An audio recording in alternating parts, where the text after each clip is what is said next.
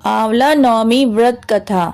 एक राजा था, उसका प्रण था वह रोज 1.25 मन आंवले का दान करके ही खाना खाता था।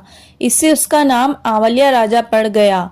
एक दिन उसके बेटे बहू ने सोचा कि राजा इतने सारे आंवले रोजाना दान करते हैं, इस प्रकार तो एक दिन सारा खजाना खाली हो जाएगा। इसलिए बेटे ने राजा से कहा कि उसे इस तरह दान करना बंद कर देना चाहिए। बेटे की बात सुनकर राजा को बहुत दुख हुआ और राजा रानी महल छोड़कर भयावन जंगल में जाकर बैठ गए।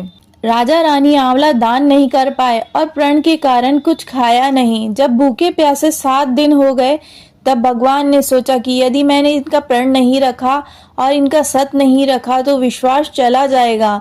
इसलिए भगवान ने जंगल में ही महल, राज्य और बाग बगीचे सब बना दिए और ढेरों आंवले के पेड़ लगा दिए। सुबह राजा रानी उठे तो देखा कि जंगल में उनके राज्य से भी दुगना राज्य बसा हुआ है। राजा रानी से कहने लगा, रानी देख कहते हैं सत मत छोड़े, सूरमा सत छोड़या पत जाए, सत की छोड़ी लक्ष्मी फेर मिलेगी आए। आओ नहा धोकर आंवले दान करे और भोजन करे। राजा रानी ने आंवला दान करके खाना खाया और खुशी खुशी जंगल में रहने लगे। उधर आंवला देवता का अपमान करने व माता पिता से बुरा व्यवहार करने के कारण बहू बेटे के बुरे दिन आ गए। राज्य दुश्मनों ने छीन लिया और दाने दाने को मोहताज हो गए और काम ढूंढते ढूंढते अपने पिताजी के राज्य में आ पहुंचे। उनके हालात इतने बिगड़े हुए थे कि पिता ने उन्हें बिना पहचाने हुए काम पर रख लिया। बेटे बहू भी सोच नहीं सकते कि उनके माता पिता इतने बड़े राज्य के मालिक भी हो सकते हैं, सो उन्होंने भी अपने माता पिता को नहीं पहचाना। एक दिन बहू ने सास के बाल गूंथते समय उनकी पीठ पर मस्सा देखा।